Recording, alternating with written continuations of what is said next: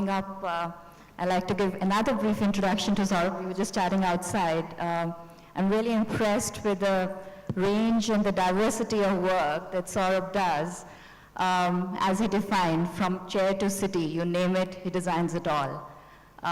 He runs a pretty big practice, about 150 people, and I'm sure it's not easy. It's not easy to communicate to the clients. It's not easy to get them to really see you in this entire broad spectrum. So how does it work it out for you? Okay, good afternoon, everybody. Thanks for the introduction. And I'm going to obviously not keep, it's with friends and of the fraternity and not clients. So as an introduction, yes, it's 150 people or so. It's bad business, good business, it works. I think it keeps you going.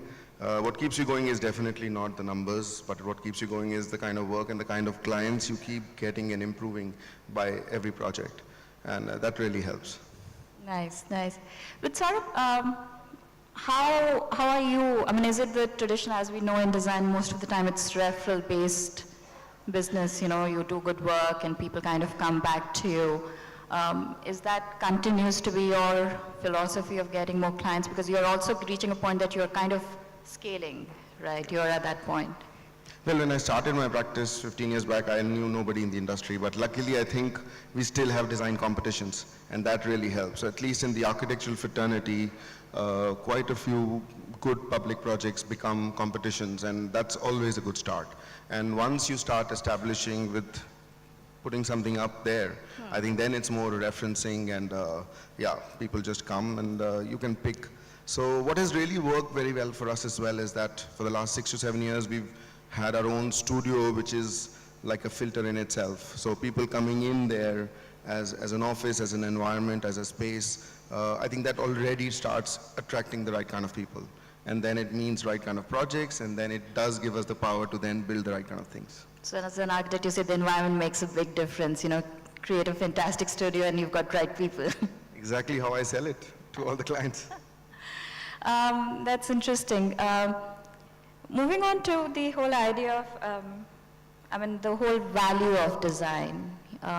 When you're going ahead, and since we are on the topic of business of design, you know, when you're going ahead and talking to clients, how do you get them to value and really get down to paying for design, you know, and how do you get them to have that empathy to really give you that number that you're asking for? Do they negotiate a lot? Do they, and if you don't like it, you just walk away from projects? What do you, how does it work?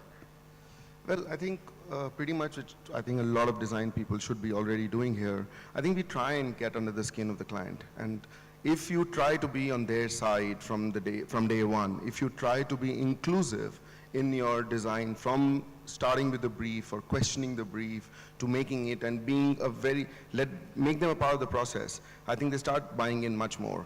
And then if it's larger projects, architecture is slow, so it doesn't happen like within a week or 2 weeks or a month, right? So as they start seeing results and responses, I think they start believing in you much more. So the way to make them buy in really is to be on their side of the table and kind of keep them very involved, because design is quite interesting. It's something that they don't do in their everyday life. Most clients are not really from the design fraternity, and they kind of see the value as they come with you. And it's always nice, and they enjoy it. I have never come across a client who's saying, I don't really want your process, I just want the result out. And I think that is a huge clue for all of us here, that involve them in the process and you really see the value you can bring together. Would you have an example or an anecdotal scenario when you had a very tough client and you were able to just turn it around? I have lots of stories. I'll try to keep it short and quick, but I remember we recently just doing a project which I'm sure a lot of you will experience. We were doing the reconstruct of the entire area around Taj Mahal. Okay. Now when we started the project, it was about doing some basic necessities and just cleaning up the area. And then when we took it up as an office and then looking at it from the larger urban design issue of Tajganj, which was the old city, to making the surfaces work, to being able to then make the facilities in it, to the signage systems, to the whole experience design of it, gradually we bit it all. But we constantly made the client a part of the process, and then when the media started covering it or when people responded from the city, I think that just helped the whole process. So what started like a really small, little kind of almost clinical engineering exercise for us became a massively interesting urban design and experience design work. And when there are creative disagreements? Of course, but I mean, you have to negotiate really. I mean, that's really, I think, a part of it is experience and a part of it is bulldozing. But the one thing that really works is that you make the final drawing. So you can choose to agree there and then make the drawing pretty much the way you want to and it gets executed. So you can really kill it at that a lot of times.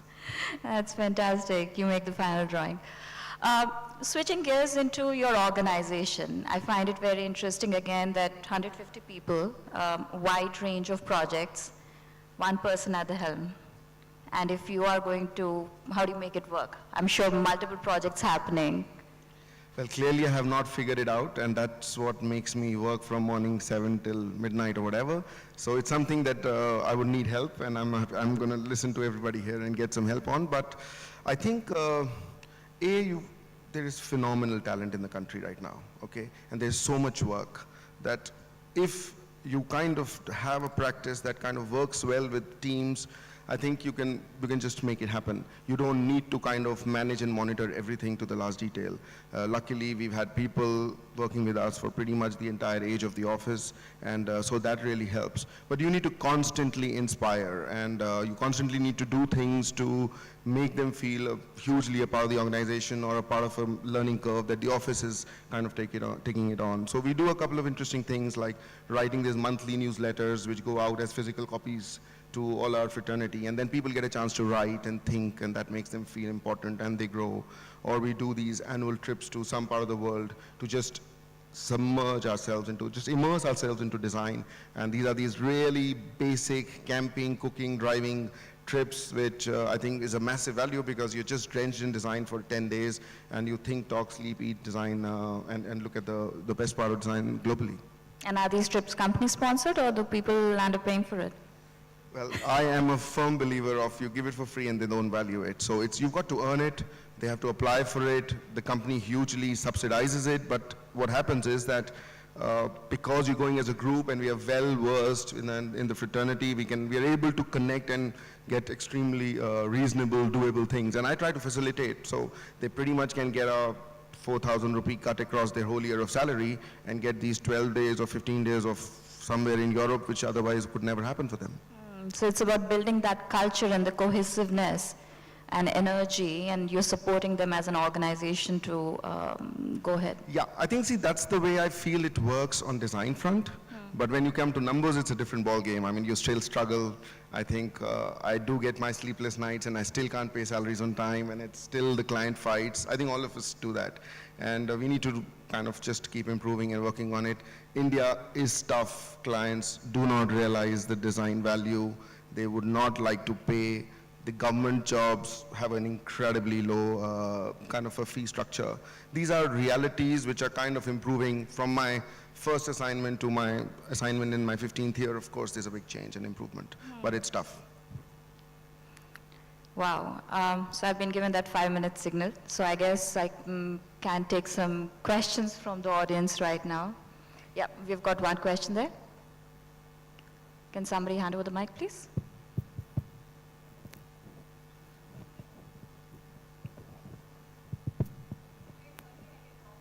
Sure.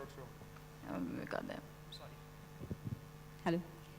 So we've been visiting a lot of these sample flats and the buildings which are designed in India, but there are a lot of foreign architects and the builders. What they are trying to do is leverage the name of foreign designers and sell their properties. How does that impact Indian? Because we know that there is a lot of talent and these foreign designers don't really understand the Indian sensibilities as such. Where does that feature, and has there been a case with you where you have tried to tell people that they will not bring the value which you can bring to the table? Okay, good question, and I should share this probably. I think we've put ourselves in this position in the first place. Of course, the builders can dictate terms, but you always have the choice of not doing such projects as a designer as well. Although saying that, as an office, we do a lot of international collaborations, but the way we look at those collaborations are opportunities to actually exchange ideas. So we don't do too much commercial architecture, so I have not been trapped too many times on a situation like this. So we've not been subject to that, but I have invited architects from my side, not a builder requirement, to work with us on a one-off project. Like, we're doing about 6 museums right now. So one of the museums is pretty much a museum which we wanted to work with an international firm to kind of come up the learning curve, and like I said, get the team to learn. So we invited Chipperfield, a very famous practice on museums in the UK. Or we have somebody called Fabrique in the Netherlands, and they do a lot of brand work. And it was interesting to work with them on looking at the brand identity of, say, the city of Lucknow, for example. So we have invited them in times, not as a commercial issue of a client wanting and accommodating and becoming this local design firm, but really as a mix, because I think design at a lot of times needs that excitement and exposure, which in our country is slightly tough. At times, from the business view, maybe it's also an interesting tool sometimes to get more creative. The client does listen to the foreign guys a bit more. So you could use it in your own playful way, but to say or to accept it, I think we've trapped ourselves into it right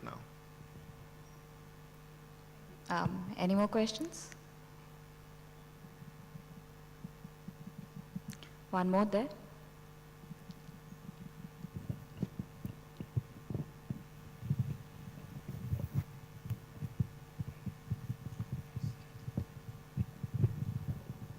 Hi. So it seems that you have a lot of government-driven, because you're talking about city, and so who finally pays up? The government, right? The administrative authorities. And I might be politically completely incorrect in saying, but those people, you find it difficult to, I've heard that it's difficult to recover your fees and get your, so how do you tackle that problem? How do you finally get what your dues are? I don't think I have tackled it, so I struggle. And, but I think the solution that I have looked at in my practice now is that it's a very interesting question in my head all the time. If you want to do meaningful, impactful projects, they need to be public. But when you want to do projects which are commercially viable or something that's very high on design, you end up coming to the private sector more. And I think you need a mix of both to kind of support yourself in terms of your design acumen as well as your professional, financial, business sense as well. But you know, design, of course, is something so much about satisfaction. And I can see my office drifting towards public work more because I'm incredibly bent towards social work. So we were given to do a mandi recently. Now a mandi to me was like a small little place for, you know, where you buy vegetables, and when I figured they were like 100-acre mini cities in themselves. So we started doing a research project on how to improve the vegetables and the mandis of the country, and then it started building up as a project. And then they kind of started taking a value, but the value to extract from them, it's still early years, but I think as all designers, we should probably say 1 out of 5 projects we must do, because that's what really brings a lot of change. That's fantastic, because what I am sensing here is, we've got one more question here.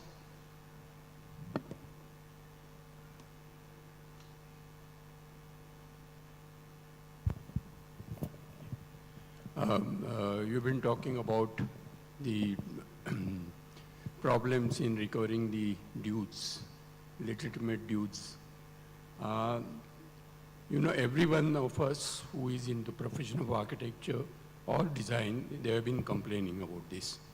And every time, whenever the new batch comes out in the market, they go through the same trouble.